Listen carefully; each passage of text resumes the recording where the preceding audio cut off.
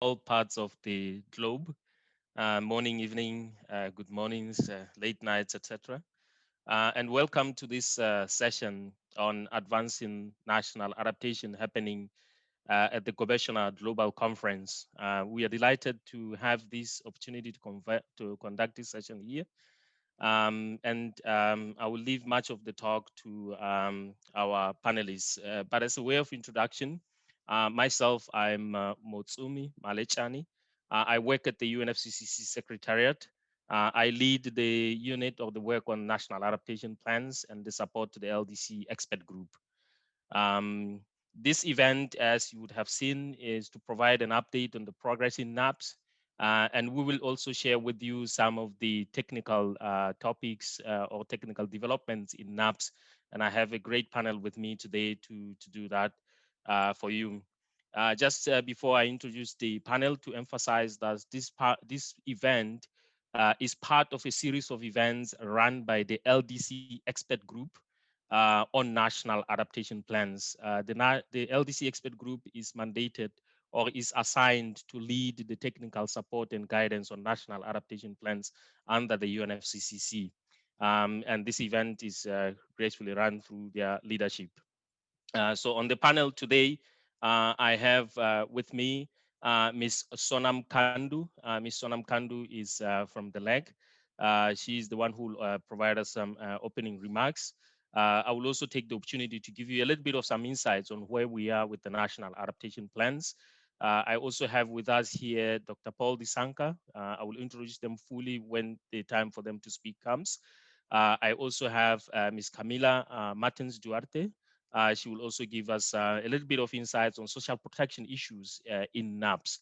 And also our great speaker as well today, we have with us Mr. Gabriel Kpaka from Sierra Leone. He will share with us some of their findings on the national adaptation plans that they are finalizing at the moment. So this is a great opportunity. I think we'll be the first ones to hear about that.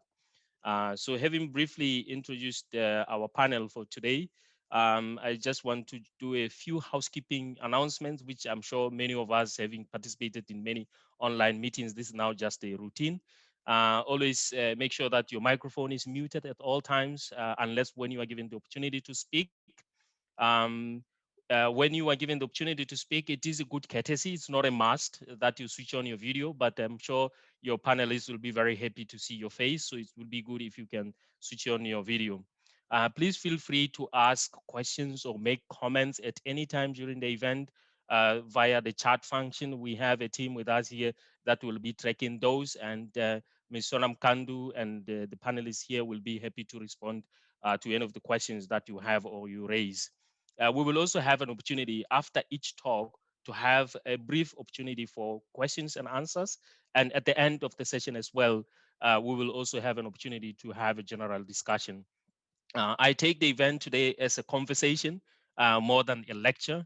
So please feel free to ask any technical questions to our panelists as we move along. So without wasting much time, I would like to introduce our first speaker, Ms. Sonam Sonam Laden Khandu. As I did indicate, she is the LEC member. Ms. Sonam is the Chief Environment Officer of the Biodiversity and Land Use Division at the National Environment Commission Secretariat in Bhutan. Prior to that, she was a coordinator of activities pertaining to climate change adaptation in Bhutan from 2011 to 2019. She has a bachelor in environmental engineering from Thammasat University in Thailand and master's in climate change from the Australian National University. She was the vice chair of the LEG. She was the vice chair of the LEG from 2017 to 2018, and she's been a member of the LEG for quite a while.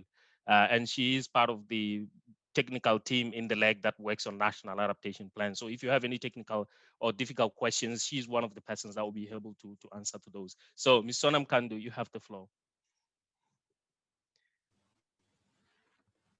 Thank you, Motsomi. Organizers of the Gobeshona Global Conference, fellow panelists, friends, and colleagues across the globe, greetings to all of you. I'm glad that all of you are able to join us, although it's a Sunday. I personally am very happy to be here. So firstly, let me start by expressing our gratitude to the conference organizers, especially to Mr. Salim and team for giving us this opportunity to hold this conversation about the national adaptation plans.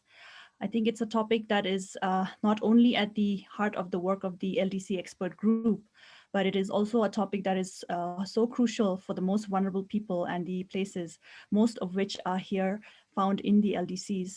So the national adaptation plans were created in 2010 under the UNFCCC as the primary mode of delivery for adaptation. And the NAPs actually serve as the umbrella plan of action for adaptation for the country, which embraces all other relevant national plans, sectoral strategies, and plans at various subnational levels. We at the LDC expert group level, the LEG, are responsible for providing the technical guidance and support for formulating and implementation of NAPs. And we do this as a part of the overall suite of other activities that we do in order to support the least developed countries to adapt to the adverse impacts of climate change. I think it was exactly probably 5 years ago that we kind of questioned and asked ourselves, what is it that we would want to see in terms of the impact of our work? And it clearly stood out to us that we wanted to ensure that the vulnerable poor, the local farmers, women and children, the indigenous people, the infrastructure and the economy of the LDCs should be safer from climate change risks. So we resolved to focus on the uh, achievements that should be made in the LDCs. And we set out a couple of visions. We wanted to see each LDC, each community implementing adaptation actions, and that each one of them should have demonstrable results in becoming more safer from climate change risks as a result of the actions. And also that each of them should have access to the resources to be able to implement those actions. And that each LDC should have a plan, the National Adaptation Plan, to make sure that all of this happens. Until date, our work is guided by this vision. So having clearly laid out the vision, I think what is more critical is to put forward what we should be doing to ensure that we achieve those targets in order to make a difference to the right people and places to the most vulnerable. I think firstly, it's always the question of resources, and resources are available under the Green Climate Fund to support adaptation in the developing countries. I think what is needed more urgently is to be able to assist the LDCs to prepare and submit proposals to access the Green Climate Fund to implement concrete adaptation projects. Every one of us needs to play our part to ensure that such proposals are developed expeditiously to cover the situational local context. Secondly, as countries are actively preparing their NAPs, I think it is critical to ensure good coverage of all multiple entry points. And by that, I mean that we should make sure that every country's NAPs covers all key hazards and all sectors. I think a specific hazard or a specific sector NAP might be helpful, but it is not enough to ensure adaptation to climate change if a country is not cover each and every sector that is important for the country. And this should be done at various levels and scales to address the needs and approaches of different stakeholders and actors. Thirdly, there is a need for increased coherence in the vision and goals for adaptation. We all need to work together to develop a common vision, targets, and goal for adaptation, and that should be done through the NAPs to ensure that the different efforts of everyone all contribute to successful adaptation. We must break away from silos at all levels, which means moving away from labels and specific programs designed to push specific objectives. And the good news to all of you is that all countries now have centralized mechanisms for coordinating climate change activities. Some of us even have well-developed mechanisms that transcend down to the lowest administrative levels to work directly with local communities to design and direct climate change adaptation actions. What we need to do is work together towards the visions and the goals that I just referred to. So to continue our efforts in advancing NAPs, today we will hear on some of the interesting topics that Motsomi already mentioned in terms of social protection in NAPs, risk-based approaches, a presentation from a country from Sierra Leone, and an update on what is happening in terms of the progress in NAPs. And I'm looking forward to this session as much as all of you. I'm sure you will find it very useful and informative. So thank you all, and thank you, moderator. Back to you. Thank you very much, Ms. Sonam Khandu, for those important messages and keywords you've mentioned there. I think I'm inspired to also understand that the leg is focusing clearly on the most vulnerable parts of the society, as well as the most vulnerable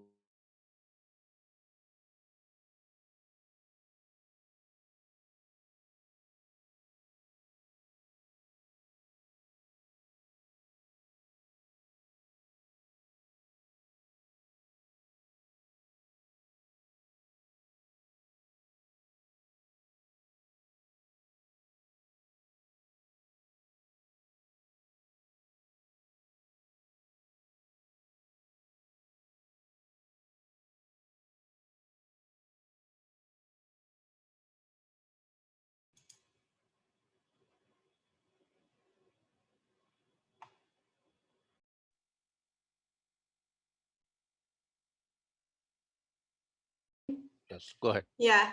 So yeah, I think Motsomi and Paul lost their connection. They're actually in the office at the moment. So let me just quickly jump in.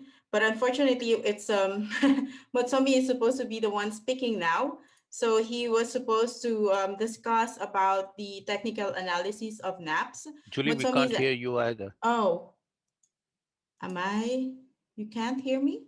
Yes, now you can hear you. Go ahead. Okay. So Matsomi and Paul had apparently lost their connection. They're both in the office. And the second part of this, the program, is actually the presentation on the technical analysis on apps. And Matsomi was supposed to be the one discussing that. And this will be about um, the the technical analysis of the national adaptation plans based on the progress report that was developed and produced by the LDC expert group for 2020. So, um, hello? Julie, it's like we're back online. I don't know what Okay. happened to our Okay, good. system. Good. Justice and I, we all got a blackout just suddenly. Also Paul. So I'm thinking all of you in the office are having that difficulty. So I I already introduced you, Mutsomi. okay. Take it Thank away. thank Thank you so much, Julie, for that good introduction. So I'll be very quick in trying to introduce you where we are. As I was indicating, the LDC expert group every year does an assessment of progress in terms of where we are with the national adaptation plans. As we did indicate, the objectives are two. Is to assist countries to reduce vulnerability to the impacts of climate change, as well as to facilitate the integration of adaptation into development planning.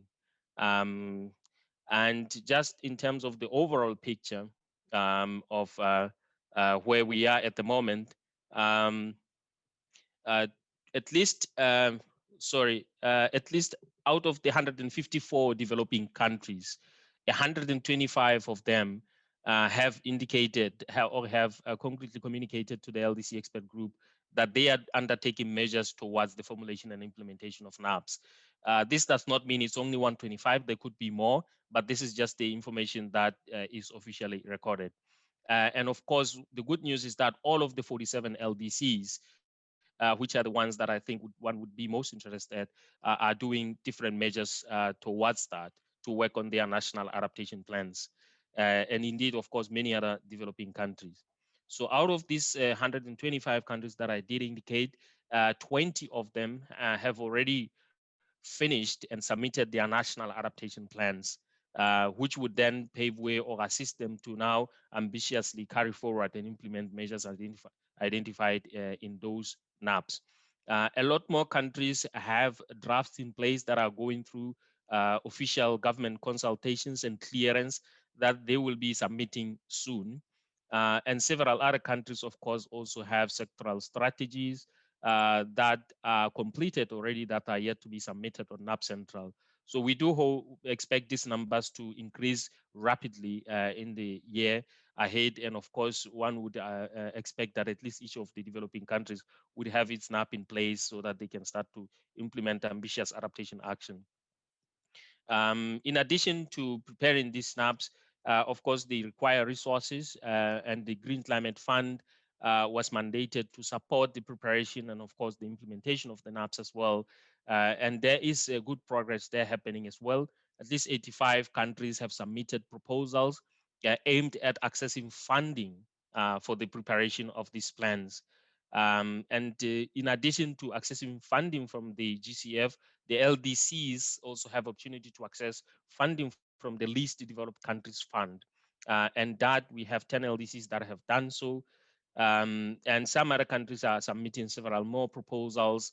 And there's also a breakdown in terms of if you want to see from which regions are these countries submitting their national adaptation plans proposals to the GCF to prepare their plans.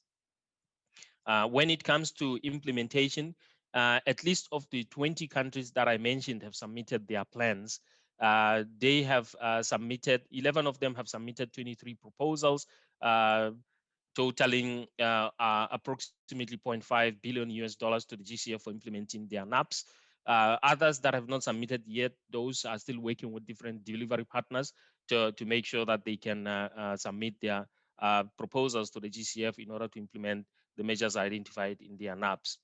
Now, a little bit deeper into some of the nuances that we have in the NAPs, as one would expect. The NAPs, as we did indicate, that they focus on the most vulnerable parts of the society, but also trying to engage the broader set of the community. Looking at gender, for example, as an example in terms of the NAPs, at least the 19 of the 20 NAPs explicitly make reference to gender or to women. And also some of the most of all the documents, they do make reference to other words or concepts that may represent entry points for addressing gender, which is an important dimension when we start to talk about climate change adaptation. In this picture, we took this picture back in Niger at the time. This was a program that is led by cooperatives, led by women, that are doing a lot of agriculture work in Niger as part of their climate change adaptation work. As well, looking at issues around youth as well. This is again another important and promising and growing topic that we also are happy that at least there is concrete reflection on youth-related activities in the NAPs beyond the usual mention of at least emphasis that youth are important, but we are seeing countries increasingly now making concrete measures that would make sure that youth activities or youth are being addressed as well.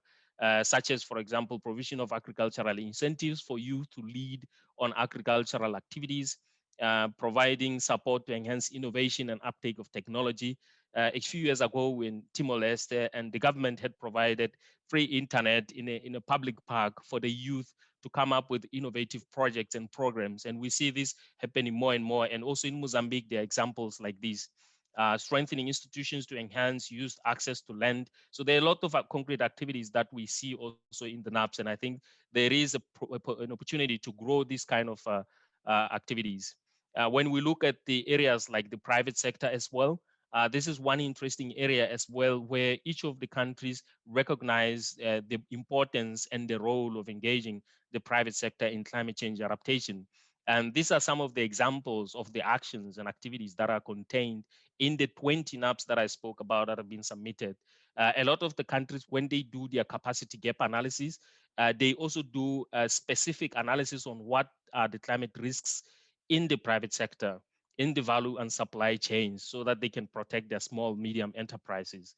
The private sector is also increasingly being involved in governance structures, in the committees that the countries are establishing, in the consultations, in the implementation and monitoring of actions. And also the private sector features strongly in the guiding principles of the objectives that countries are creating. Countries are also creating legislation. Some of them are also providing guidelines on how the private sector should climate-proof their activities and creating incentives for that. And then the risk analysis, as I did indicate, and some of the issues that are being implemented that are interesting. The governments are also providing private sector-led actions, such as in agriculture, water, and health. And also the governments are also engaging or promoting public-private partnerships. There is also important examples where in countries where there were reservoirs that were built for private projects, and those reservoirs were helping in public water supply during times of water shortages. And also private sector, as well as we all know, is also being considered as one of the sources of financing for adaptation actions. Countries are also increasingly, as I did introduce at the very beginning, that one of the key objectives of national adaptation plans is to ensure integration of adaptation into development planning. And countries are strengthening coherence with SDGs and national development goals in their NAPs. And the LEG is also developing additional guidelines or guidance on how countries should strongly do this. The LEG has developed what we call the integrative framework for NAPs and SDGs, the NAP SDGI frame, which helps countries on how to build the strong coherence between the SDGs, the national development plans, other frameworks like the Sendai, etc., to ensure that the NAP has that broad coverage and helps the countries to advance their work on adaptation in a significant manner. So these are some of the highlights that I wanted to share with you, that there's a lot of good promise and good opportunities happening in national adaptation plans in the field of NAPs, and it provides an opportunity for many actors to join the action to be able to assist the countries to move forward and ahead with their adaptation plans. So having said that, maybe I can provide an opportunity to see if there are any questions either to the presentation I just shared, as well as to the remarks that were made by Ms. Sonam Khandu. So just seeing if we have any comments, congratulatory remarks.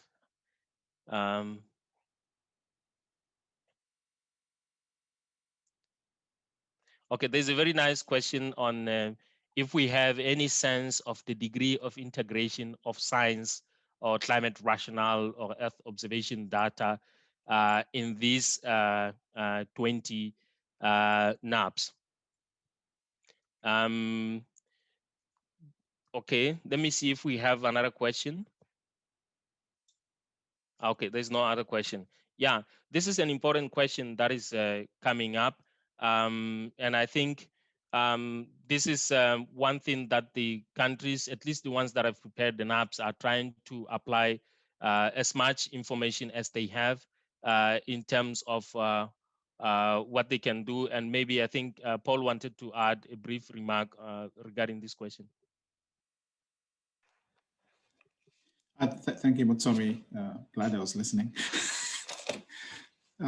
There's a lot of early use and application of Earth observations, especially in countries where there's very limited observed data for climate. Timor-Leste, for instance, actually used satellite weather observations to supplement the ground observations. So there's an increasing application and use of these technologies. And of course, for the usual ecosystem observations, land cover, land use change, and so forth, that has been going on for decades now. But there's obviously much more that can be done to supplement the data that countries have or do not have. So we look forward, I think, to learning from Geo and others. How can we better use these technologies, as well as in the implementation of solutions? And I think the work that GeoGlam and others are doing is quite innovative and holds a lot of potential to scale up some of the interventions that are possible. Thanks. Thanks very much, Paul, for coming on into that question. We have another question. Okay, sorry for that. Okay, yeah, let me just read this from the. Okay.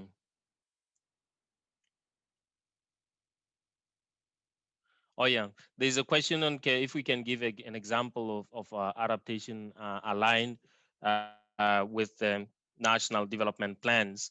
With the development plans, as I did indicate that many countries are, as they do their NAPs, there's a lot of interesting work on how they are aligning with the development goals. Some of them do indicate in their priorities on how the priorities would explicitly contribute towards addressing the SDGs as examples. And that is something that is also a novel, I think, activity that is happening on countries that are. Let me just give you a few examples of such instances where we have countries that, for example, in Sri Lanka, for example, they talk about how the improvement of farm water management in sectoral capacity and promotion of disaster risk resilience will contribute to SDGs 2, 11, and 13, for example. Fiji also has very explicit examples on how their adaptation would contribute towards the SDGs, SDG on hunger, the SDG 1 and the SDGs 4 and 15. So there are very several examples where the countries also provide very direct links on how they see their adaptation contributing towards the broader development perspective. This is in addition to making sure that all the adaptation plans, or at least making sure that the adaptation plans are aligned with the sustainable development plans and frameworks at the national level. So that work, there is a good development in that area as well. And this is also, as I did indicate, is complemented by the work that the leg is doing on integrative approaches in adaptation. Let me see if we have, or there's a follow-up comment to Paul on the GeoClam.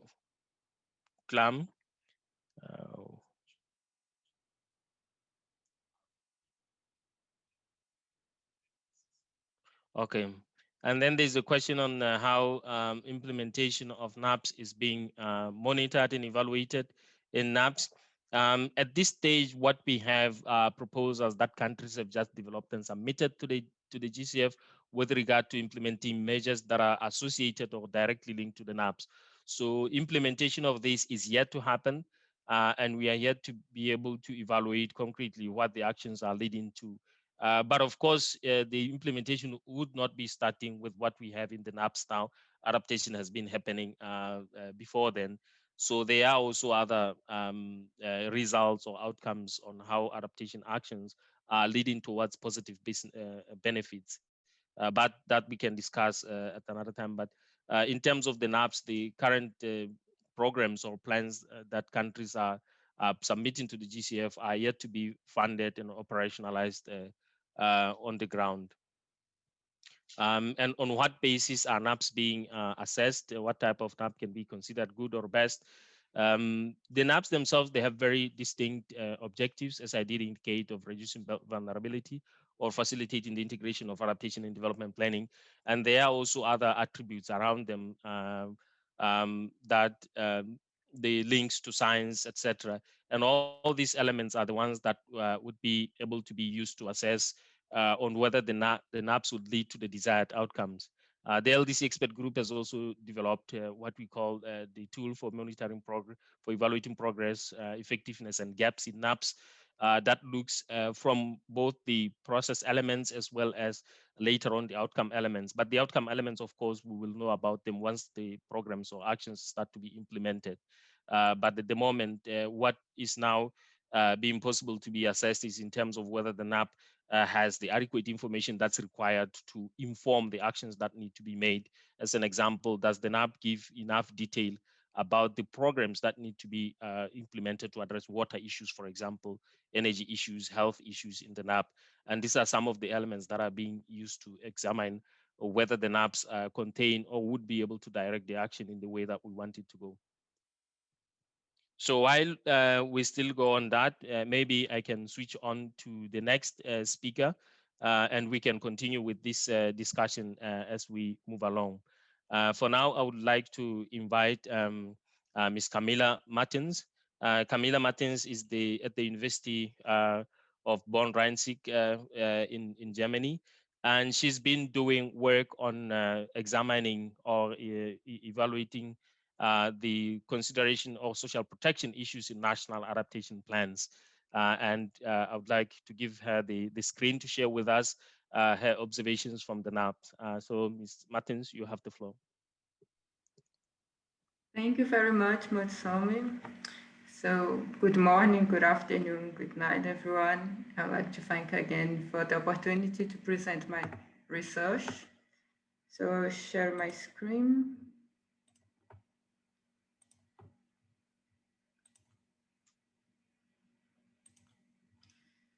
Okay, so I am finalizing my master in social protection systems, and the topic of my thesis was the integration of social protection and climate change adaptation into the NEPs. So basically my hypothesis is that the implementation of policies using integrated approach for climate change adaptation and social protection, it is important to achieve more effective, sustainable and social development. The problem is that this integrated approach, it is still incipient in some contexts or face challenge. And then my objective was to explore if countries are promoting this integration, if I could identify some patterns regarding this integration, and also at the end, I could identify some aspects that other countries can consider when they are developing apps to promote this integration with social protection. So regarding the content of the research, I have a conceptual framework in which I first address social protection concepts, types, and strategies.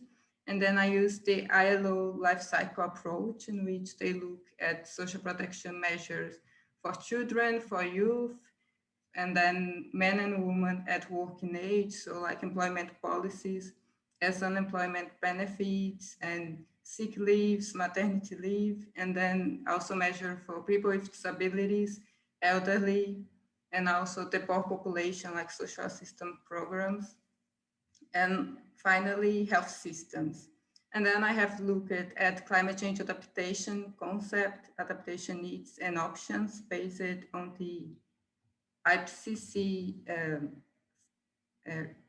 report, and then I look at structural, physical, social, and institutional options.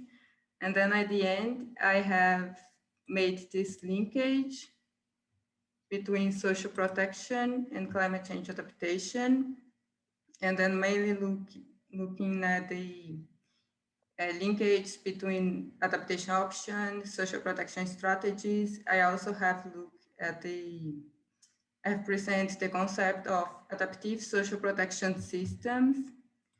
So they are like social protection frameworks that it tends to be shock responsive. And then I also briefly addressed loss and damage and comprehensive risk management approach. But as adaptive social protection system, they look at the social protection system that includes climate risk. I wanted to look a bit on the other way around. I wanted to look if the national adaptation strategies were including social protection measures, were integrating social protection. And then I looked at the NEPs that were submitted under the UNFCCC. Once they have like a more institutionalized framework, including guidelines, including funding mechanisms, and so on. So that's why I've decided to look at this integration into the NEPs.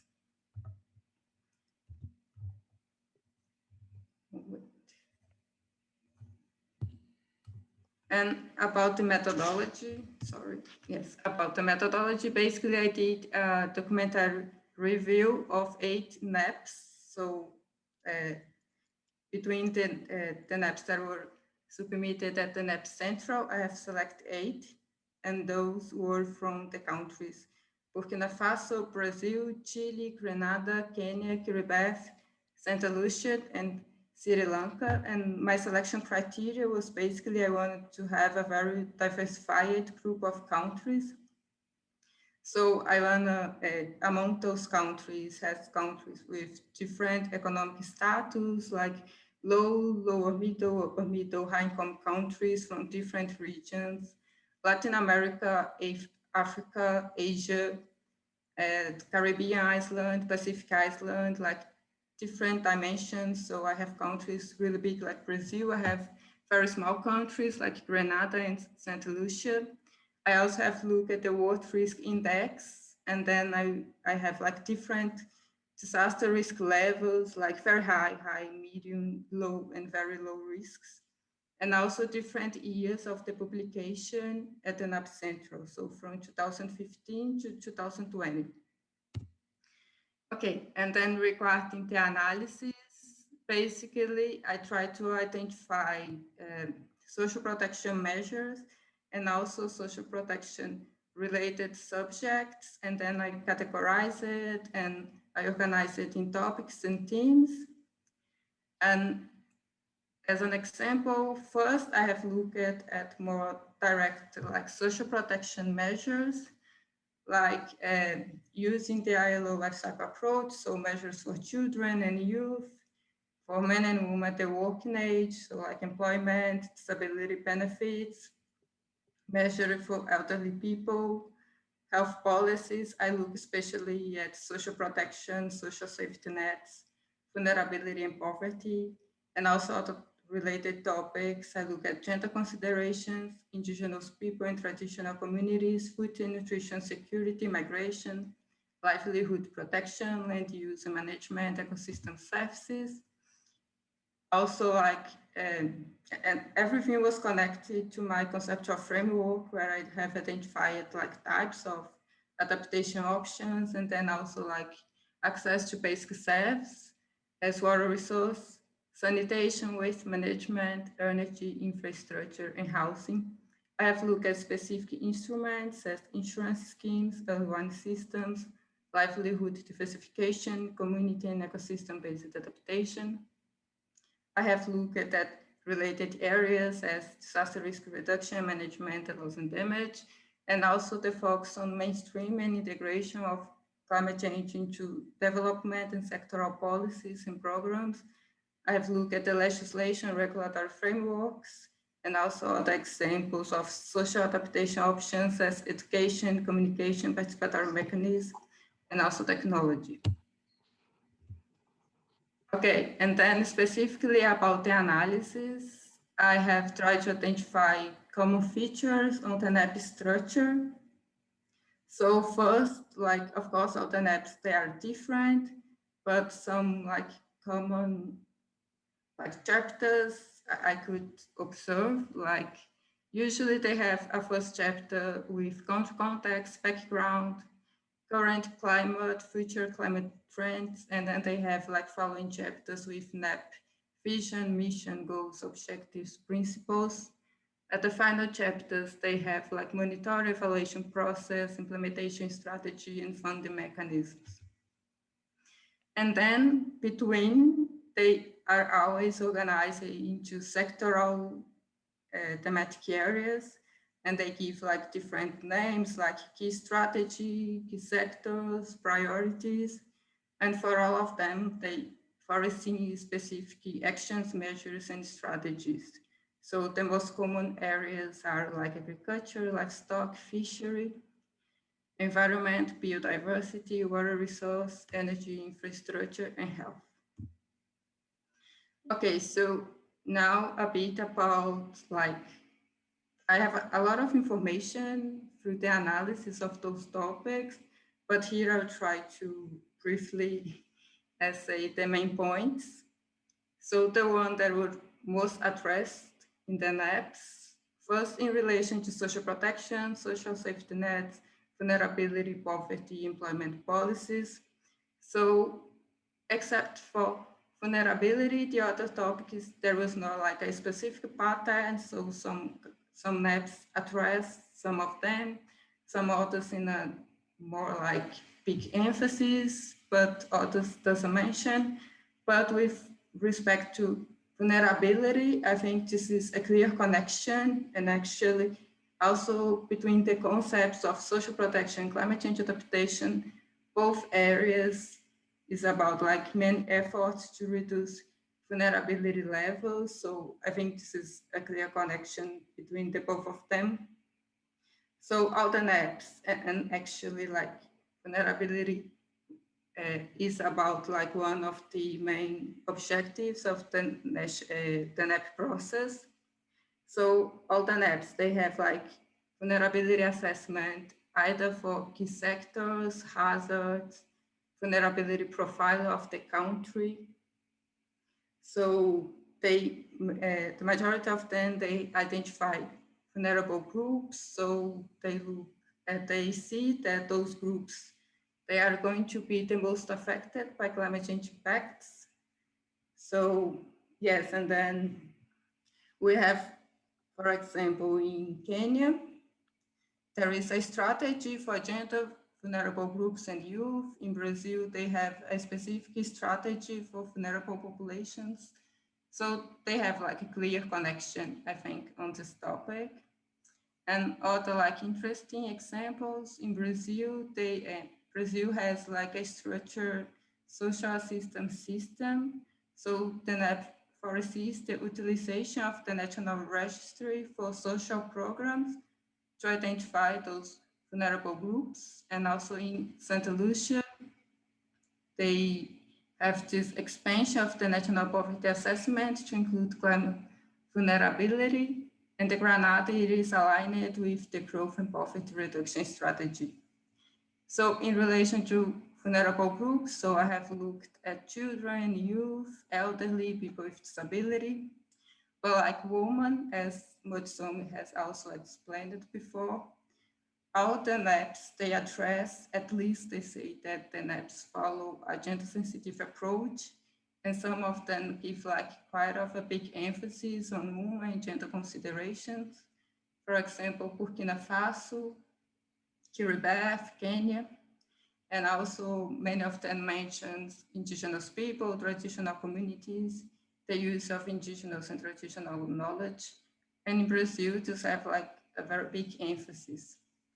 And also access to basic services. So many of this, those sectoral strategies, they address in all the NEPs, they have a specific one for infrastructure and related topics like human settlements, urban planning. So they have for water resource and sanitation, health, energy and food security and nutrition. And here I have another very clear connection with social protection, because health services, they are part of social protection. So I think at this point, it is also like an integration into the national adaptation plans. And also like another example is that Brazil foresees the integration of climate risks and health emergencies on the national health systems. And then I also look at some instruments and ecosystem-based adaptation and community-based approaches that were like broadly addressed in all the analyzed NEPs. And those are like important, very important instruments to improve adaptive capacity and the resilience of communities and individuals, mainly the vulnerable ones, and also related areas. So Santa Lucia has quite of a big emphasis on loss and damage, but this was like not very present in the other NEPs, but like all of them have addressed disaster risk reduction and management, and specifically for Kiribati, they address both topics in the documents. So they have this joint implementation plan for climate change and disaster risk management.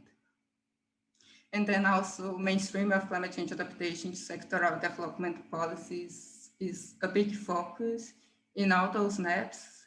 And of course, because this is one of the main objectives of the NEP process, but I think this is a very important factor to support this integration with social protection. And also they give a big emphasis to other adaptation options like education, participation, communication, technology. Okay, so after the analysis, I tried to think on main factors that have that may support the way that the NEPs are structured. And I think one clear aspects that support the development and have influence on the way the NEPs looks like is the framework convention through these like commitments, communications, guidelines, tools, and finance mechanisms.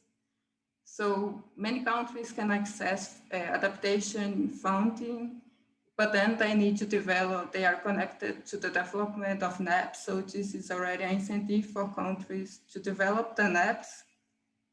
And I think also many of them use the guidelines. So for example, the technical guidelines, it is a very important document. And when we look at this, the 4 elements of the guideline and all the steps, many of those common features were really followed in the NAPs that were analyzed. So like this vulnerability assessment, climate trends and so on, and also at the end, this monitoring evaluation process, implementation strategies. So there are a lot of things that we can see that are aligned with the technical guidelines. And there was a specific NAP in which they have said that they strictly followed the guidelines. So I think this is quite important because if the guidelines can have a big influence on the NAPs, they also can influence on the integration of social protection, for example. And also development partners and donor organizations, because many of those NAPs, they were developed with the support of multilateral and bilateral organizations. So of course they have discussed like the content of the NAP.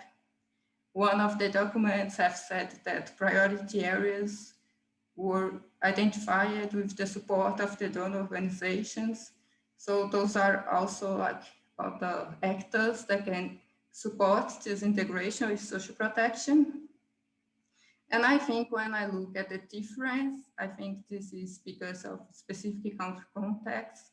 So for example, in Brazil, considering that Brazil has a big Amazon forest with many indigenous populations and groups, and also traditional communities all over the country. So indigenous people has like a big emphasis on the document compared to the others. And also some countries like Kenya, Burkina Faso have given like big attention to gender considerations. Kiribati have given like big attention to people with disabilities. So I think should have like specific themes that are like topics or areas that are like, they have like a bigger role and more a political space into the country. They are more aligned with like the needs and the development priorities. So I think this could be something that we can explore and identify how this can like have influence on which topics and the structure of the NAPs. And also when we look at Santa Lucia, it is a small island country, so it is the one that gave a big emphasis on loss and damage. We have Kiribati, that is also a small island country, and it is together with disaster risk reduction. Okay, and finally, I want kind of to propose a way for other countries when they are developing their NAPs to promote this integration.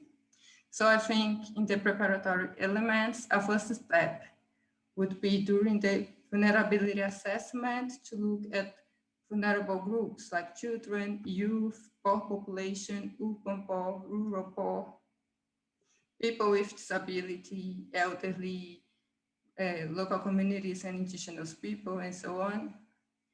And I think like usually the countries, they do the vulnerability assessment for specific sectors, for specific hazards, made for both at the same time. So I think when they are looking at specific sectors, they should look on how the impacts on those sectors are going to affect the specific vulnerable groups. So for example, if you look at infrastructure, so one issue that we have, like it is very relevant in the Brazilian context. So we have like high levels of urbanization. So people left like rural areas, they went to the big cities, so they could not afford for regular settlements, and then they were living like in high risk areas. So in Brazil, we have like as big cities with a lot of favelas, and people live like in very vulnerable conditions, and then they are very exposed to like disasters and extreme events as droughts, as floods and landslide. So I think all those issues regarding high levels of vulnerability, inequality, and poverty, together with infrastructure and urban planning problems, make those peoples more exposed to disasters. So, and also we can look at infrastructure, we can look at people with disability, how they are going to be affected for the climate change impacts on the infrastructure sector. We can look at the health sector and then how children and elderly, they are going to be most affected, for example, for air pollution and so on. We can look at the agriculture sector and then think of the rural poor population. So I think this would be a first step, because the social protection measures, they usually address, they have as beneficiaries those vulnerable people. So if we identify them in the vulnerability assessment, I think it is really important to promote this integration further.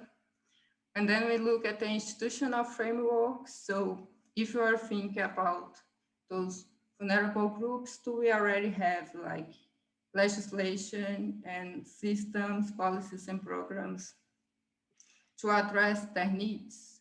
So for example, if you think about Brazil, there was an example. So they have already a very institutionalized social assistance system. So this, I think, was a very important factor that helped to promote the integration with the next step that is related to the data system. So I think if you look at the vulnerable group, if you look at if we have policies based on really structured regulatory frameworks, and then if those policies, they use specific data systems to identify the beneficiaries, the vulnerable population, targeting mechanisms. And then at the program design, it would be interesting to guarantee that those data systems, they integrate climate risks. So when I am identifying the vulnerable groups, am I considering the climate risks? So for example, I am identifying the rural poor population. Am I considering climate risks? For example, to seasonality. So in a specific period of the year, they should be more vulnerable than in other period of time. And also in case of emergency. So I need to integrate all of those considerations in the data systems to identify those vulnerable groups, the targeting groups, and the beneficiaries. And then looking specifically at the disaster and emergency, the integration with disaster risk reduction in management is also very important.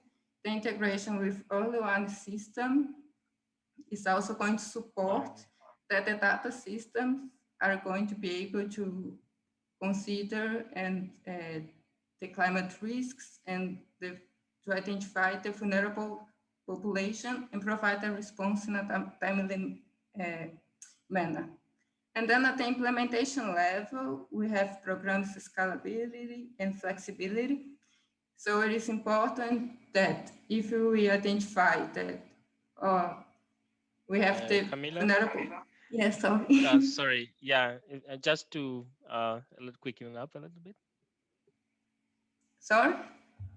If you can wrap up, yeah. Yes, it's the last one, sorry. Okay. And then at the implementation level, we just need to guarantee that we have the programs, and then when we have like a disaster, and then we need to make them scalable, because if you had like a vulnerable population, they can be more vulnerable after disaster, and then we need to give like a further support, and also maybe include other populations that were not vulnerable before. So they need to be scalable, they need to be flexible to include other beneficiaries. And also here I have like the instruments. Okay, so I'll press. So.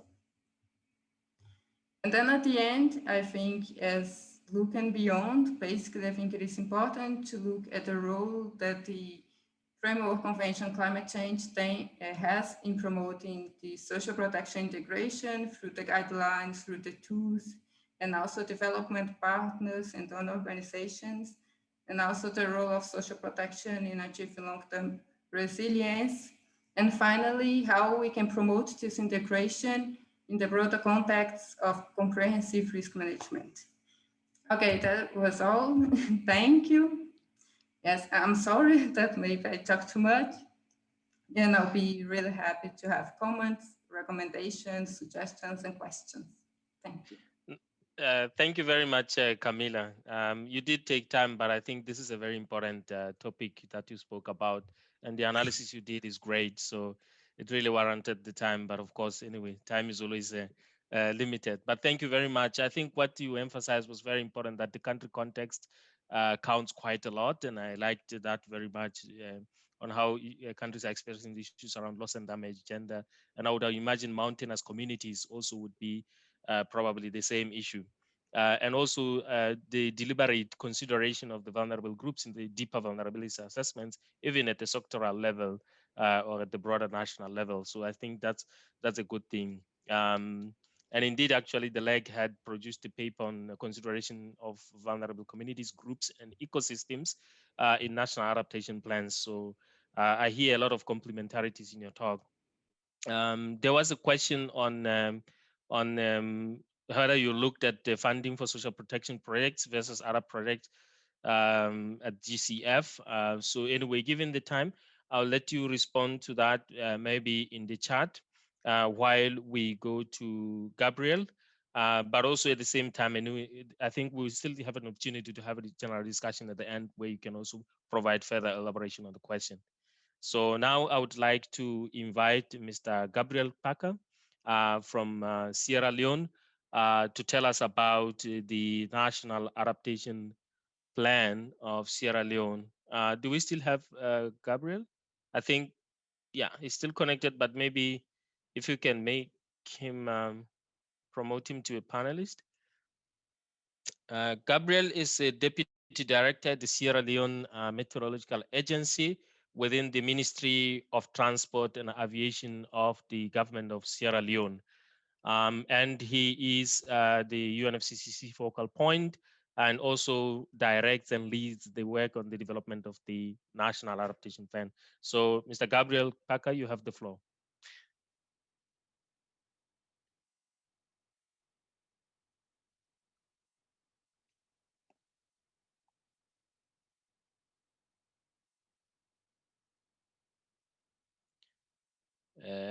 Do we still have Gabriel? I see him in the attendees list. I wonder whether you can make him panelist.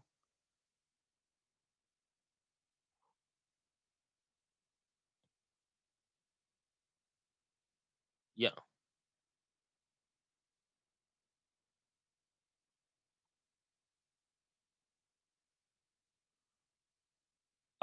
There's Gabriel. Gabriel, you have the screen. We have your presentation on the screen. Okay, thank you very much, Motsomi, and then thanks to the team. It is an opportunity from our side, Sierra Leone, at least, to present on the key highlights of Sierra Leone in our draft NAFT. Of course, currently, Sierra Leone, we have a draft NAFT and is awaiting validation. Next slide, please.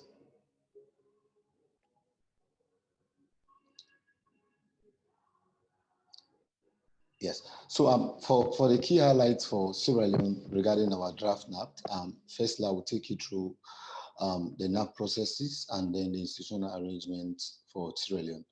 And then thereafter, trying to present the climate change impact, vulnerability and risk. We all know that Sierra Leone is one of the vulnerable countries and the third vulnerable countries to the risk of climate change. And also I'll try to present on the adaptation related policies, because before even the NAP, we had policies and plans, of course, that speaks to our adaptations. And these are the policies that we use in order for us to prioritize our sectors regarding how vulnerable these sectors are, and also try to see the opportunities for the different sectors. And then I will try to also walk you through the priority adaptation actions from the different sectors, because from the 7 sectors that we have, we've come up as a country, and we've come up with different programs that we can use, at least in line with the NAPs, and then thereafter I'll try to talk about the next step for the NAP process. Next, please. So for us, Sierra Leone, like just any other LDC country, NAP, we know that, of course, happens to be a continuous, progressive, and has to be an iterative process. And for Sierra Leone, we started the NAP process in 2018 when it was officially launched. And then we started up with a NAP framework that guide us about the roadmap in formulation of our NAP. And in 2020, we got support from UNDP for us to formulate our initial NAP.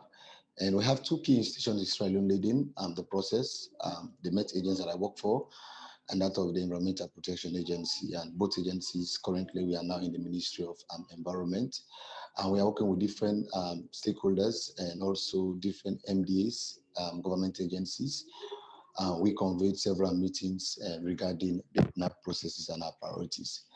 And of course, with the NAP document, the draft that we had series of consultations within the country, and also happens to review existing literature in order for us to develop our NAP. And then thereafter, the NAP process, we know that the country happens to be an eye-opener, because at the end of the day, we've tried to realize that it has opened our eyes on the key adaptation issues in the countries, of course, the gaps, and also priorities and resources that are required in order for us to adapt to the changing climate. So next, please. So of course, as I rightly said, we got support from the UNDP country program, but and then the mode of work for our NAP formulation, basically we have the institutional lead, myself, and that from the EPA, and working with different government agencies, and also working with 2 technical consultants, one nationally and the other internationally. And we have series of bilaterals with key institutions within the countries, and even private sectors. And also that was the national consultation inception for the NAP process. As far as the arrangement is concerned, when we had our first NAP framework, of course, the institutional arrangement has been changed as per when we had our first national consultation. So for our NAP process, going forward, we are looking into 2 different broad spectrum of structure. One is now we are having like 4 superstructure. We are in the ministries and the parliamentary committees serving as the superhead for the committee. And also we have the National Steering Committee, and we have Committee for Science, Technical Advisory Task Force, and then Consultative Committee. And then there are also 3 substructures that includes the civil societies, the private sector groups, and also the local community consultation groups. So this is what we'll be working with as we go forward with the NAP process. Next, please. So of course, we know that it's now topical that Sierra Leone is one of the LDC countries that of course that is vulnerable to climate change. And whenever we experience the impact of climate change affect people's lives and property, and that can tell even in 2017 when we had a mudslide that cost the lives of many people. So Sierra Leone we happen to be the most highly vulnerable African countries, of course, to the increased trend of climate change. And there have been research that have also revealed that we've been ranked as the number 3 countries in the world with the least capacity to respond, of course, to the impact of climate change. And when it comes to climate change, I will say here to you all that it affects different sectors, ranging from the water sectors, the energy, the coast zone, the infrastructure, agriculture, and food security. Next, please. So, of course, for our NAP process, we've linked adaptation with the National Development Planning, of course, and other international goals long ago, since 2007 when we had our National Adaptation Program of Actions. So within the NAP framework, we tried with, of course, sorry, within our NAP we're having currently, we try to look at existing policies and plans and programs, because we banked, of course, most of the programs from these policies and plans. As you can see from the slide, it runs down from policies that we've already developed that link to adaptation from 2007 to 2020, starting from the NAPA itself that we had in 2007, of course, running through the National Climate Change Policy Framework, and then also the national communication that we had, and the national framework, and then right through, of course, to the NAP communication strategy that was developed, and it's a plan. And also with regards the midterm development plan, the midterm development plan happens to be the government agenda, and that is a pillar 7 that I try to address, of course, vulnerability in the country. So these, we try to look into those pillars and try to see how we could link them in our NAP. So they are rightly linked within the NAP, the constituency that it has to do with even our national development plan in the country, and also with that of the international policies and also obligations that we've developed. Next, please. Other documents, of course, that we use in the NAP basically happens to be, as you can see from the slide, the Coastal Climate Change Adaptation Plan.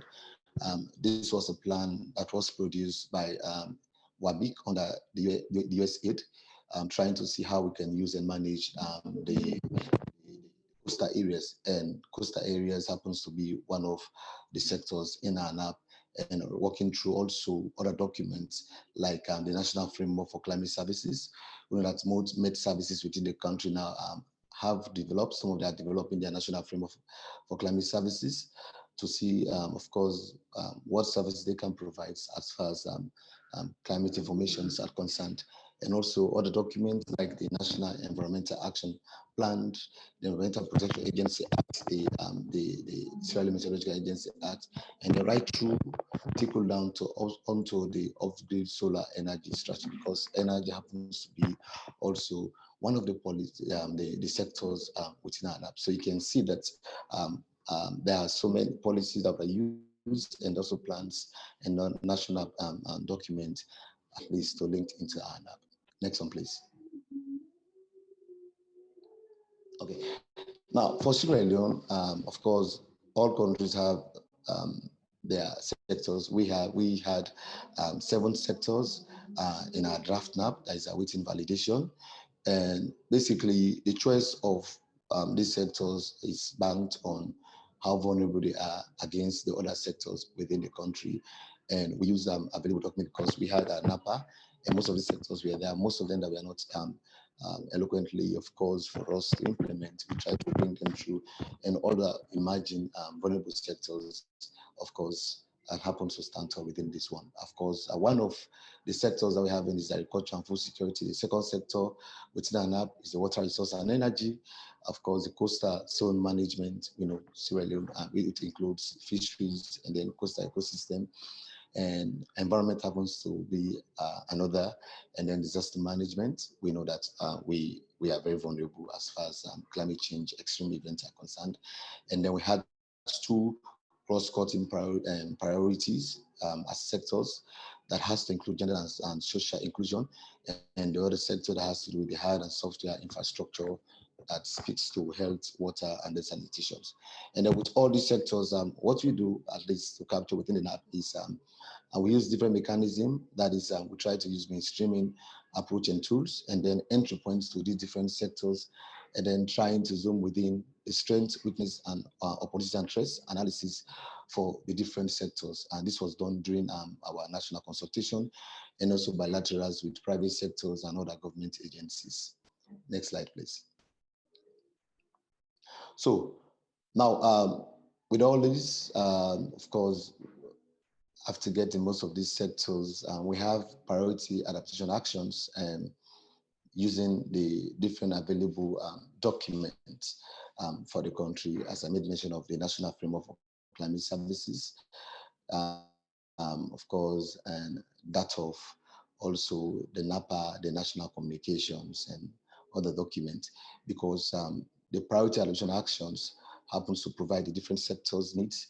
It includes, of course, we try to analyze the policies, of course, and then plans that we're having within the country, both internationally and then national, that speaks to Sierra Leone, and then for us to provide within the defined sectors some programs and then some project, I could say, that can be helped at least to address the development of the country in terms of NAP. So when you look through, of course, the sector and then the priority actions, so these actions are in options, but each of these options have different programs that can speak like sort of a project that will try to speak to all of those options. For example, for the agriculture and food securities, we had two options, and within these two options, there are other programs that could be developed in the form of a project. And what we did is that for all of the options and then the programs, it's like one, we try to highlight the funding sources, and then try to see whether there are physical investments, and then also whether it speaks to the human capacity and development, and then the institutional strengthening, and then also has to do with whether it has to do with researches, and also with some lead agencies that will try to help in this program. So for the first one, for example, the agriculture and food security, the first option has to do with promote climate smart agriculture, and then the climate resilient food security practices. We know that, of course, most of our farm activities rain-fed, so and we're trying to provide climate smart agriculture within the country under this, because the agricultural sector is highly vulnerable as far as climate is concerned in the country. Now we're experiencing deficit in rainfall, and then also getting low yield. So with this one, things like climate informations and other early warning system could speak to this. And another option within the agriculture and food securities, for us to see how within our NAPs we can improve research and knowledge management capacity, because this will help to support climate smart agriculture and then resident land management. And when it comes to also the water resource and energy within the NAP, we made sure that we try to see how we can get funding sources, be it the GCF and other funding mechanism, and also private sectors, and then try to see how it could strengthen institution and then research that are needed. So one of three options we highlighted, and within this three option, there are different programs. One is improve institutional and functional capacity for integrated water management. Of course, there's from the SWOT analysis done within this sector, we realize weakness in the institutions in order when it comes to capacity for integrated water management. Another one happens to be enhance universal access to energy. And also the third one under the water resource and energy happens to be how we try to mainstream gender equality and social inclusion into social plans and strategies. And of course, I would confess that of all of these sectors, the priority action programs, gender happens to stand tall within the programs for Sierra Leone now. And another sector which happens to be cross-cutting issues under the draft NAP for Sierra Leone is infrastructure, which is priority 2. Of course, happens to do wash, transportation, urban development. And we captured 3 options, and within the 3 options, there are different programs and plans that we can use in form of projects or programs in order to achieve most of these options. One is how to see to improve climate change adaptation infrastructure across priority sectors, and then mainstreaming climate change adaptation, and then that trickled down to us developing local institutional capacity to support coastal resource management. And then the other sector that happens to be 4, because 7 is the coastal zone management. And under the coastal zone management is like how can you use the coastal areas efficiently and to be climate smart. And 2 options is being captured. And one is to see how can manage coastal and then fishery resources, because fishery happens to be one of the greatest source of revenue for the country. We want it to be very climate smart, the activities surrounding it. And also option 2 that has to do with it, we are looking to increasing the human development through technology transfers. And then also finally, trying to see how we can provide information and improve knowledge on climate risks and preemptive. And obviously, as I said, all of these options have different programs that can be channeled in the form of project. Next one, please. Yes. And Gabriel, if you can be a little faster, thank you. Okay. So, of course, for the environmental sectors, there are four options. One starts with how we could improve natural resources, and then on to also improving the institutions and functional capacity for environmental governance. And then the last one is the disaster management. Of course, the early warning system is quite key, so it stands toward there, and then also happens to be how we can improve regulatory framework for disaster management. Next one, please. So for the next, please. So for the next step, now we have our draft map. The previous one, please. The previous slide, please, Julia. Okay. Yes. So for 2021, we embarked by February. We tried to how we can validate, because it's an initial app. We hope to amplify it, and then also how we can submit an initial app to the UNFCCC in 2021, and then validating it. And then you can see for 2021 also, we are seeing how we can also, one key aspect of this, how we can submit readiness proposal to the GCF regarding an apps. Next one, please. Next slide, please. So, and then finally, 2022, we are looking to, we are very much hopeful that by 2022, we'll get grants from GCF to implement most of the programs I've presented, and then also trying to see how we can do some vulnerability and risk assessment. We know that research is quite needed, and then stakeholder consultations. And then by 2023, we are looking to us developing, say, a full-blown app, because it's just an initial app. And this 2023, if we develop the full-blown app, this will feed into our second tranche of the midterm development plan within the country, because our midterm development every 5 years. And then by 2024 to 2029, these are the plans we are looking at, that us implementing most of the apps, and then that trickle down to how we can integrate adaptation to national and then local planning and budgeting. Thank you. I think this is the end of my presentation. Thank you very much, Motsomi and team. Thank you very much, Gabriel. That's an inspiring presentation to see how actively you have worked to produce your app, even despite the constraints imposed by the COVID situation at the moment. So this is an important work you are doing to make sure that, as we say, adaptation should not wait. Countries should continue to advance their work on adaptation despite these constraints. And it's also interesting to see how you foresee using the GCF grant that you will get for the readiness to fill some of the gaps that you have now in terms of risk assessments, to enrich that into the second app. I can see that your presentation was very clear, no comments, but I don't know if one of my panelists would like to make any quick reflections before we move on to the presentation by Dr. Paul Desanker.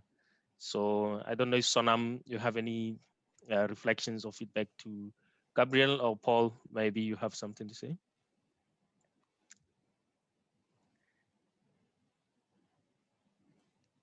Thank you, Motsomi. I don't know if Sonam was coming online, but thanks and congrats to Sierra Leone for your efforts. We look forward to learning more about some of the things you're grappling with. There's always no perfect place in time where you can develop a good plan. I think our advice to every country is that do the best plan you can with the information you have now. Don't strive to do comprehensive assessments to death and then expect to produce a good plan 5 years from now, because I think things will always be changing. So I think that let's do this sequentially, iteratively, and then produce plans, implement them, learn, feedback into our planning processes, and keep improving and so forth. So we look forward very much to you finalizing your first NAP and then submitting that as soon as possible. Thank you. Thank you, Motsomi. Okay, thank you very much, Paul. And also there's a comment from Mr. Ram Prasad Lamsal that talks about the simpler and user-friendly M&A system for NAP implementation. So Gabriel, please feel free to respond to that as well on the chat, and we can continue the discussion. So now I would like to invite Dr. Paul Desanker, is the manager in the adaptation division of the secretariat. He manages the response subdivision and oversees the work on national adaptation plans the lag, and the work on loss and damage. Paul has extensive experience in working with the issues related to adaptation. He also contributed as a lead author during the time of the first data assessment report of the IPCC. Paul is also the person that has overseen and managed the production of guidelines for everything adaptation plans in the UNFCCC process. So for any questions related to those, please feel free to pose them to him as well. He will be very glad to respond. So Paul, you have the screen. Thank you very much, Motsomi. I certainly feel very old in this process, but I've been involved with NAPAs and NAPs, and hopefully, anyway, let's see where we go with the NAPs. Very glad to be part of this discussion on the Gobeshona conference. I think in our climate change process, one of the few people that are known by first name only is perhaps Salim. I think if you ask anybody who Salim is, everybody knows. So we're very glad to be associated with this series of conferences that Salim and everybody at the center in Bangladesh are organizing. I wanted to perhaps use about the latest approaches to adaptation planning to do with a risk-based approach. I think we've all heard about how we should all be thinking about risk and then taking a risk-based approach, et cetera, et cetera. But I wanted to kind of just comment on a few things as we transition towards this new buzzword. Climate change is obviously about the future, and the future is obviously uncertain, unknown, unpredictable, et cetera. So it makes sense to think of it and deal with it as a risk. Risk basically is a probability term that talks about odds of something happening. We can, of course, learn from past events and observations, et cetera, to teach us how certain things have happened in the past, but everybody Paul? accepts now. Yes? Sorry, but yeah, I think your microphone sometimes gets unstable, maybe. Okay, I'll try not to move around too much. But learning from the past is helpful because it helps us identify where we need to focus our efforts. But by itself is obviously not a perfect guide to what might happen in the future, as we all know. So the future is pretty uncertain, and we need to plan using a lot of innovative methods. I wanted to start with the story. During World War II, there were scientists, engineers that were looking at how to further reinforce the fighter planes. So this is a typical fighter plane with a lot of bullet holes. So the scientists were wondering, how can we further reinforce these planes to be safer for our pilots and so forth? And if you look at the evidence, you look at where the bullet holes are, you might wonder, where should more reinforcements be implemented? Knowing, of course, that the more reinforcements you put on a plane, the heavier it gets. And at some point, there's a trade-off between how much you can do, both in terms of cost, but also the fuel use as the plane gets heavier and so forth. The obvious answer is perhaps to look at where the greatest number of bullets is and say, let's go and fix that and make sure that the plane comes back without bullets. But of course, the answer is actually quite different. The answer is you would focus on where there are no bullet holes. Why? The rationale is quite simple. It's because if the plane was hit in those areas, then the plane never came back home. So it actually failed and the pilot died, etc. Why am I saying this story? It's basically perhaps to introduce the idea that we do need to think out of the box, be innovative. Adaptation planning will never be mechanical or systematic. So we cannot follow instructions that if you do this, do that, and then you come out with a solution. We actually have to apply experience and our innovation and our scientific understanding and a lot of dreams about what might work outside of the box. Climate change obviously will manifest itself in terms of changes in averages, but as well as on the tail ends, changes in extremes. I think we all know about how everybody spends a lot of time and energy looking at changes in averages over the last 50, 100 years, and then uses that information to see how should we adapt future. But obviously there's a lot to the problem than that. And we have to perhaps look also at the tail ends and the extremes. And our colleagues that deal with disaster risk reduction, for instance, under Sendai, only focus on those disasters. And then we have to look at this whole range of entry points to the problem and see how can we make progress the best way. Adaptation itself can be many things, can be adjustments, can be processes, can be outcomes, can be transformations, et cetera, et cetera. And I think the closer we get to better defining what it is that we are talking about, the better will be the methods and the questions that keep coming up about how do you assess effectiveness of a lab and so forth. If you're not able to define exactly what it is, what component of adaptation you're looking at, it becomes quite difficult actually to assess it. It's not one and only one thing. I think it's a combination of all of these different definitions.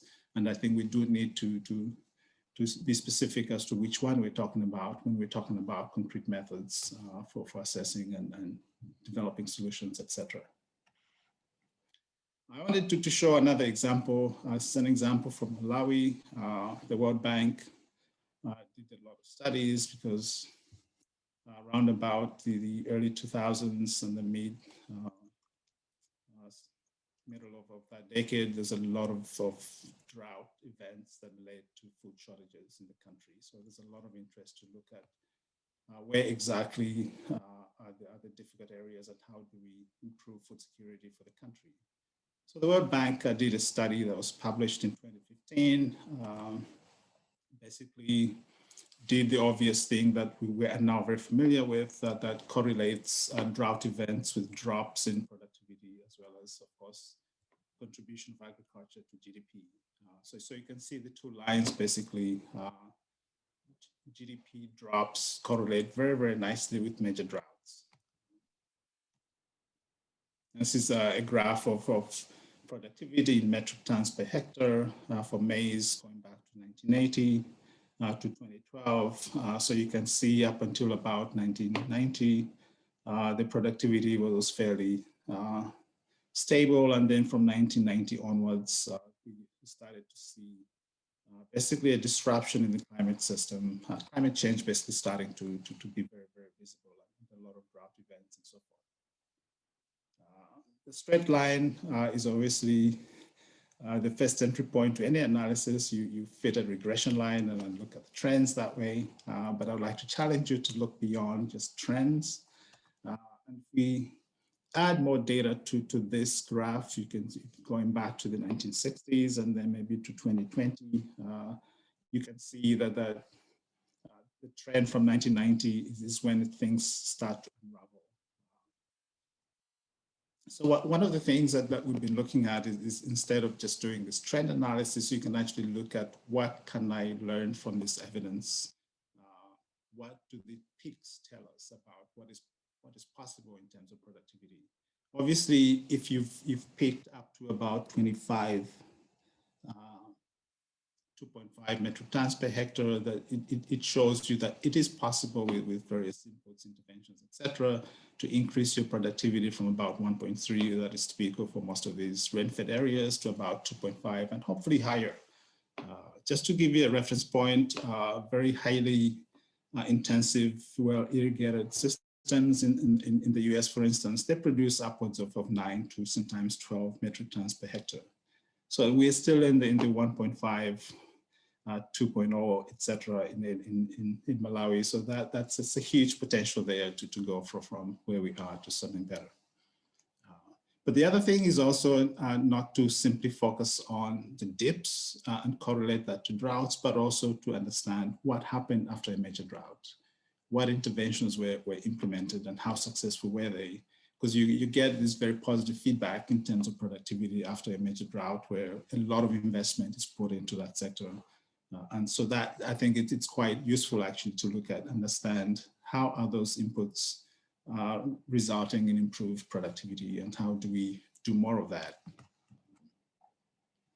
And the other thing is of course, how do we, besides just looking at drought, what are the other factors that might actually influence productivity flooding and non-climatic events, etc.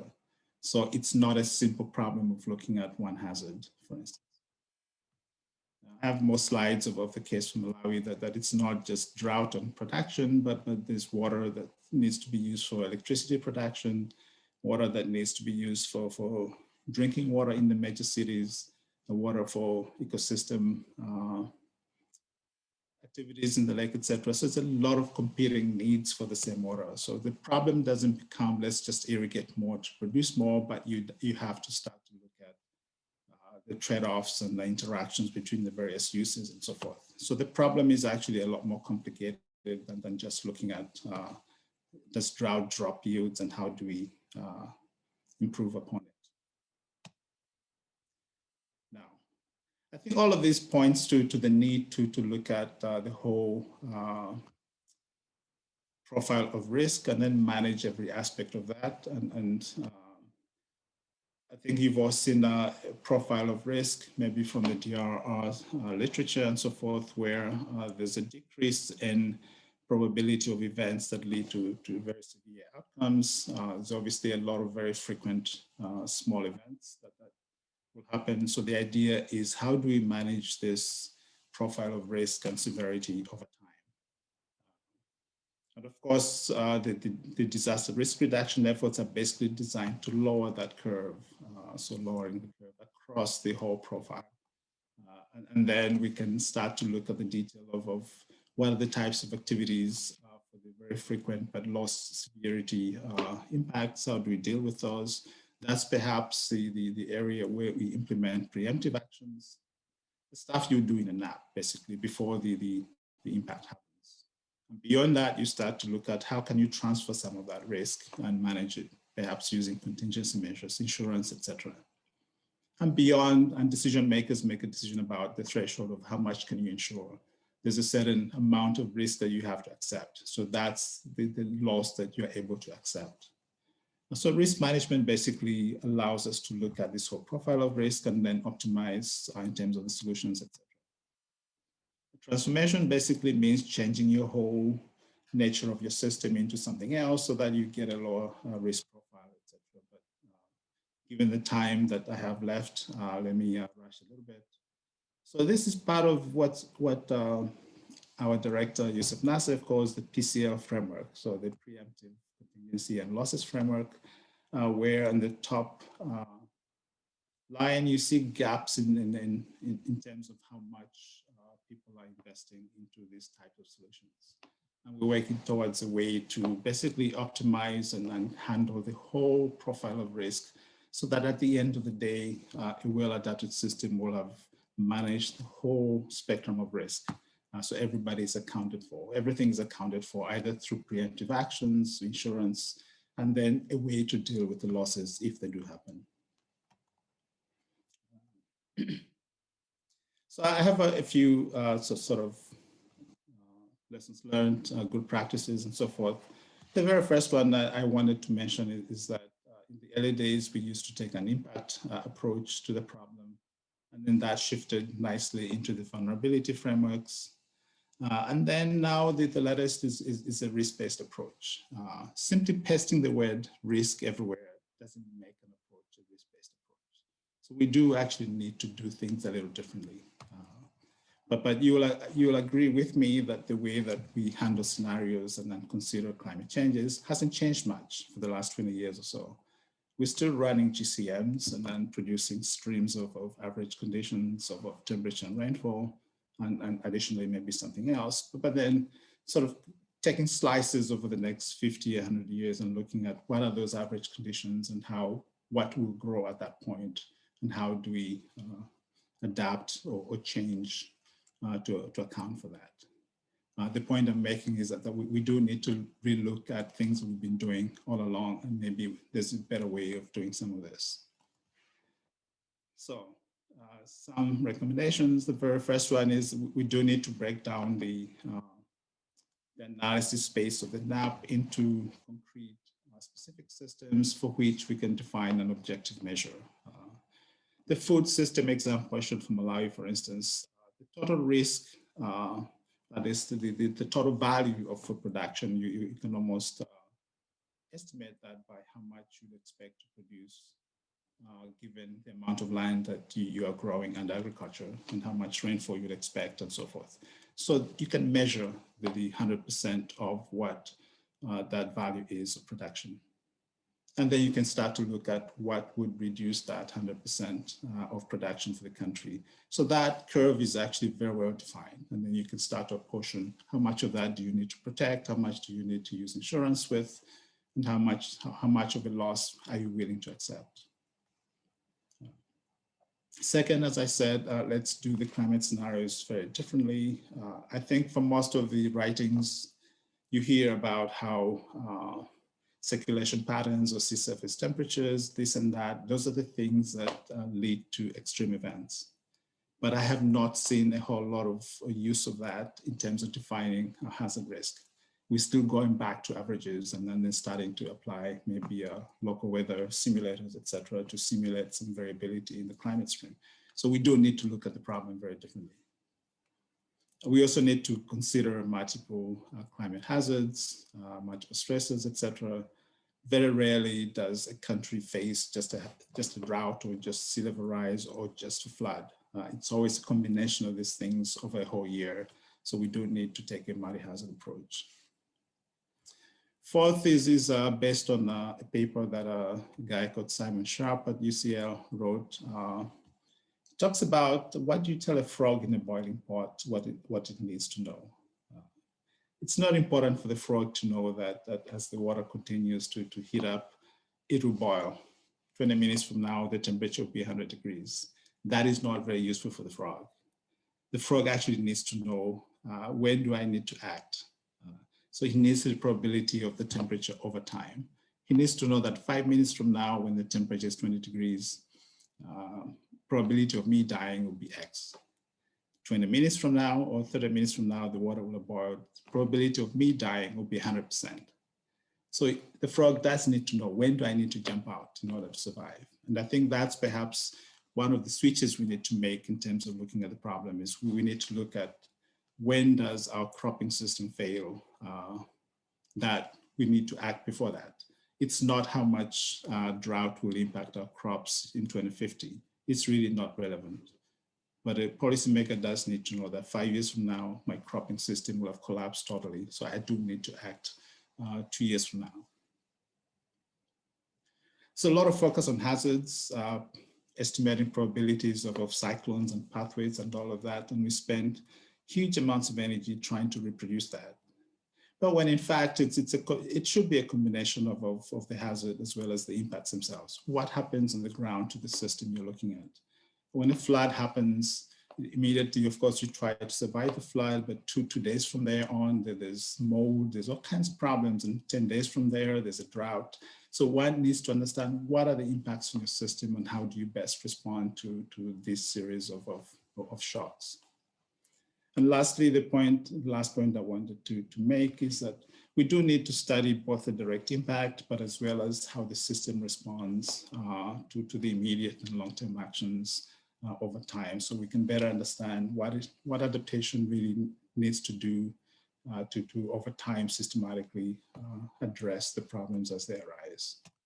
So lastly, our next steps in all of this is we are recommending that we we get a better representation of the scenarios of risk generating mechanisms. What generates droughts? It's known, but it's not translated into information that can be used in the analysis and policy decision making. We need to define objective metrics for the essential systems in a country so that we are able to actually do the risk management effectively across the PCL segments and so on. We need to document events more fully, including responses and outcomes of these responses over time.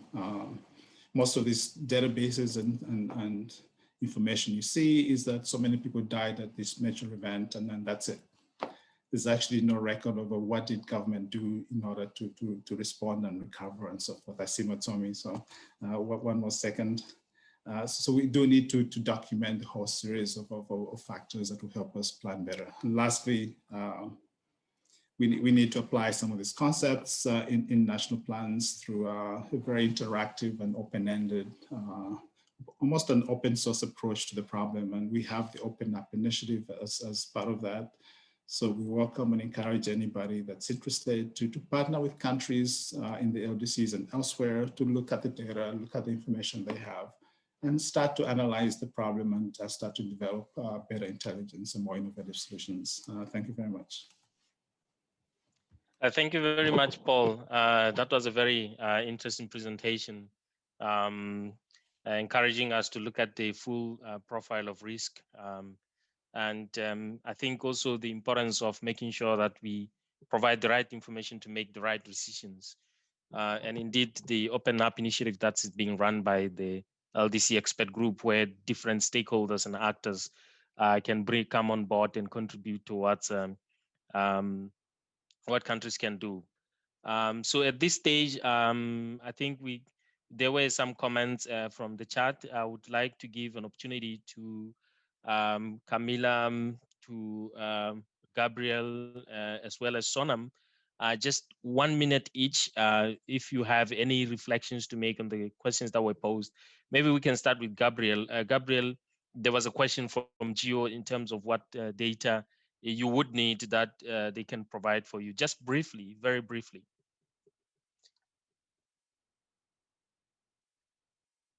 I don't see Gabriel, but maybe Camila also, there was a question to you on how far are you with your research and whether there are any potential entry points for others to come on board and something like that. So maybe you want to make a quick reflection on that. Okay, thank you, Motsomi. Thank you for the question. So actually, integrating the final recommendations, and then we finish it soon, and I'll be very happy to share. And there was a question about the GCF funding for social protection, and they have asked if I have looked at it, but actually I have looked at the conceptual framework at some initiatives to integrate social protection and climate change adaptation. I have looked at some projects also supported for development partners and donor organizations on the direction of adaptive social protection system. But on my analysis, I was focusing more like on the documents and what it is the content of the documents. And I have not identified like these projects in my analysis, but of course, this would be something quite interesting to think further and to explore. Thank you. Thank you very much, Camila. There were also general reflections on the issues around alignment of NAPS, development, the M&E systems around NAPS, more general questions relating to NAPS. And I don't know if Sonam will come on board on that, but I'm also still expecting any feedback or questions that people might have on the presentation that Paul just made. Towards the end, I will invite Dr. Salim Haq to make some reflections as well, but I'm just waiting to see whether there are any comments or questions from the participants at this stage from the conversation we've just been having for the past 1.5 hours. And there is one question for Paul already.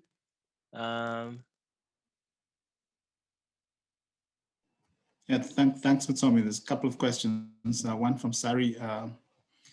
What could facilitate better reporting of events? I think we need to do better. I know there's a whole series of workshops and discussions that take place after each major event. And there's local discussions about what happens and how people responded, etc. And the UN system, of course, does the post disaster assessments, needs assessments to look at what does the community need to recover, etc. But most of this is in different areas of work, and it's not consolidated into a coherent approach across the adaptation field to look at each and every one of these events and then what can we learn from them. It's almost so bad now that researchers looking at assessing adaptation always rely on web sources. So they'll spend a lot of time Googling what has been published. It's getting to a point where if an impact, of course, has not been documented or published, then it doesn't exist anymore. So we're almost there's this bias now developing about focusing on those areas that are well described. So I think the science community has a good role to play here, the universities in every country, and I think this should be supported to perhaps publish and document events in their country so that they become part of the knowledge base, and hopefully this will improve our approaches to adaptation. And from Sarah, from Geo, about the Open App. The Open App is something we're fully developing this year, and we are going to be publishing instructions on how anybody that's interested can contribute to efforts of each individual country.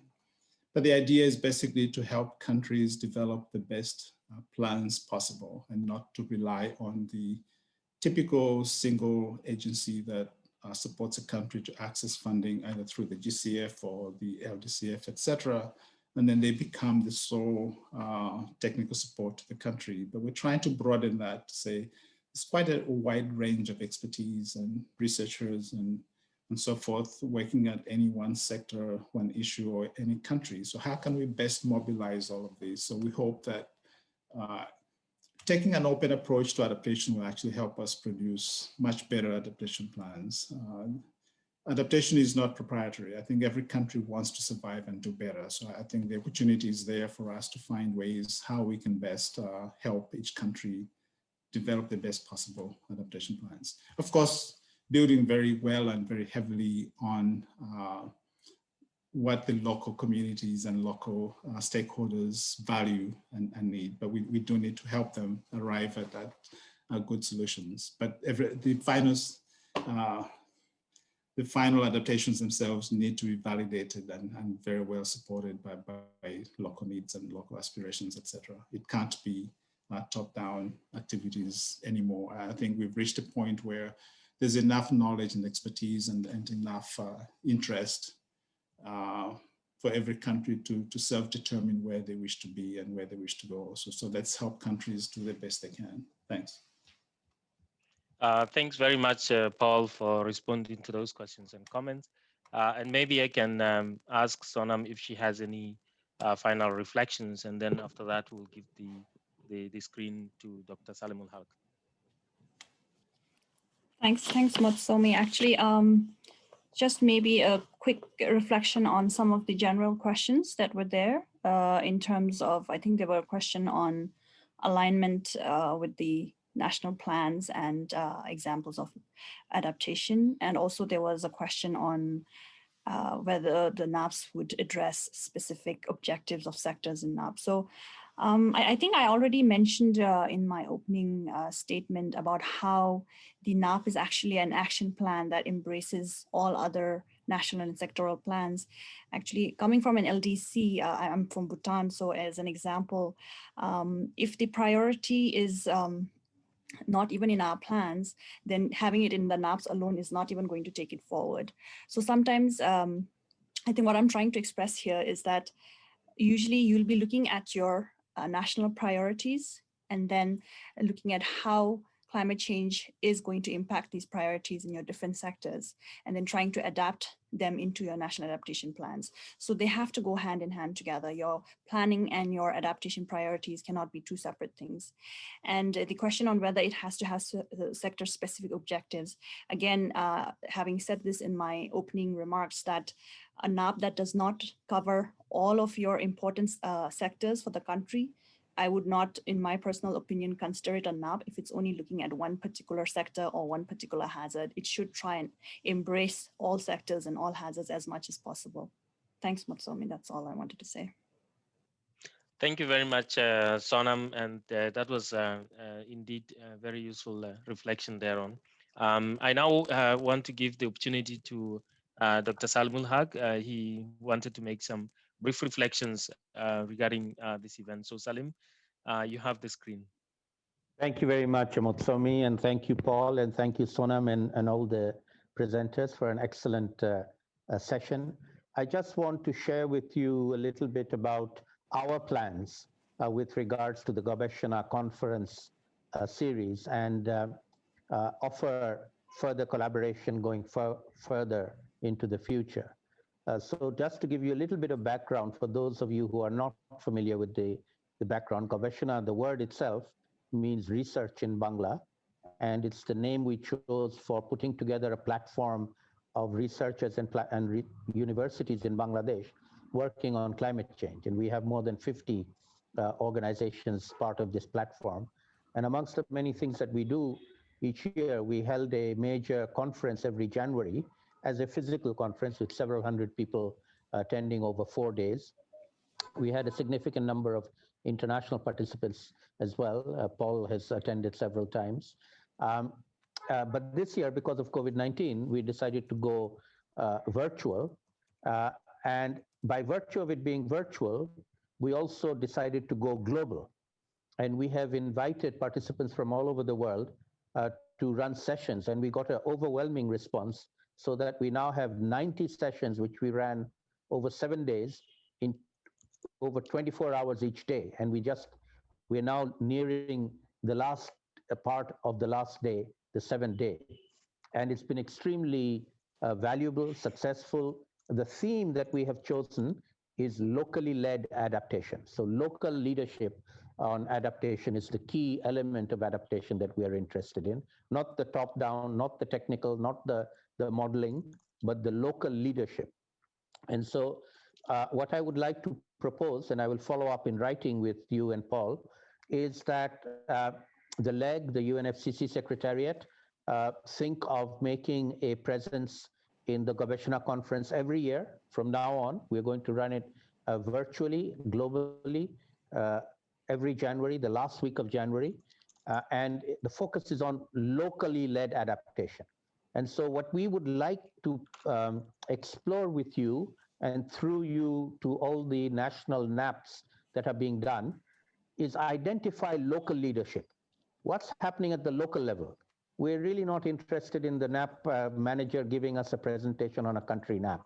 We would like to identify some local leaders who have emerged, who are working on adaptation at the local level, and we would like to engage with them now, not in a year's time. We, from ICAD's side, we are trying to build a network of local leaders on adaptation, and we would love to get in touch with them. And we will invite them to come and present next year from the local leaders of adaptation rather than the national leaders of adaptation telling us what's happening at the local level. So thank you again for organizing this session. I hope that this idea will resonate and we'll be able to work on it going forward. Thank you very much, Motsomi.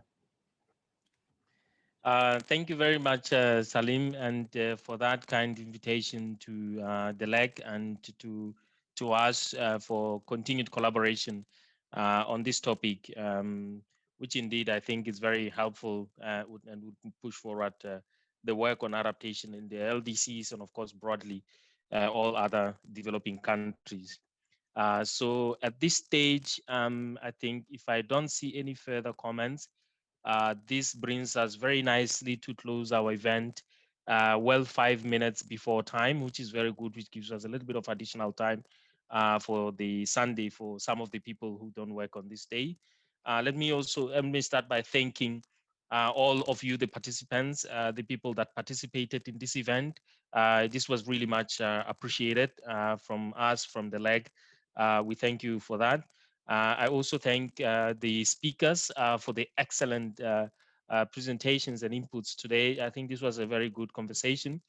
We are getting deeper into the work on adaptation now, and I've learned a lot as well in terms of the inspiring things from here. I also want to thank our Gobeshona team in supporting us. And of course, it's not me only on the screen. There's also my colleagues in the secretariat helping me to make sure that we can provide you this event in this way it is. I'm informed that the stream for this event will be available post-conference, so you will be able to watch it again or refer it to other colleagues that did not get the opportunity to watch it now.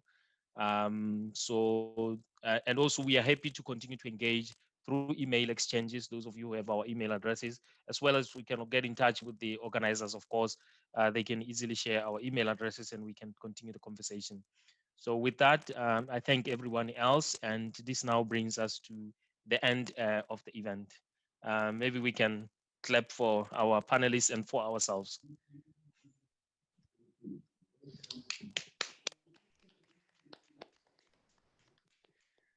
Thank you, and see you all next time.